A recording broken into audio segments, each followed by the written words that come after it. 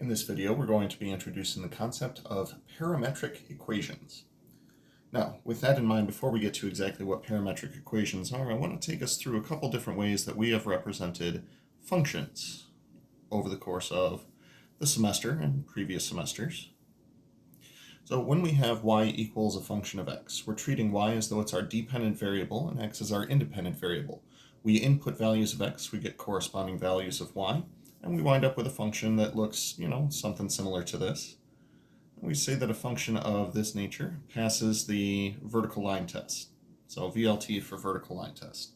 One value of x is going to produce exactly one value of y. We could also set it up as x being a function of y. We saw this a couple times throughout previous chapters, especially when we were doing area between curves and rotations of or volumes of revolution, surface area of revolution, arc length, etc. If we have x as a function of y, we're treating x as the dependent variable and y as though it's the independent variable, where inputting one value of y is going to result in exactly one value of x. We would say in this case this passes the horizontal line test. One value of y gives exactly 1 point on here. Now, when it comes to that, it also makes you think of things that wouldn't necessarily be x as a function of y or y as a function of x. For example, a circle. Let's consider x squared plus y squared is equal to 1. Now, a circle isn't necessarily y as a function of x or x as a function of y. As such, it's very difficult to think about a circle as being a function. However, we do go on in our trigonometry courses to say that x and y can also be determined by an angle in standard position, where we say that, if we have an angle theta measured from the positive x-axis, then it's possible to set up x as a function of theta and y as a function of theta, where x and y are both treated as dependent variables, and theta is being treated as sort of an independent variable. This is the idea behind setting up what we refer to as parametric equations.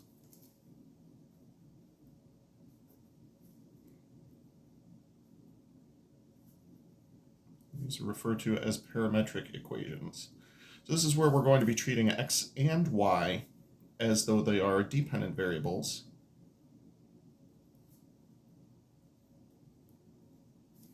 And we're going to take another variable and treat it as though it's our independent variable. Independent variable.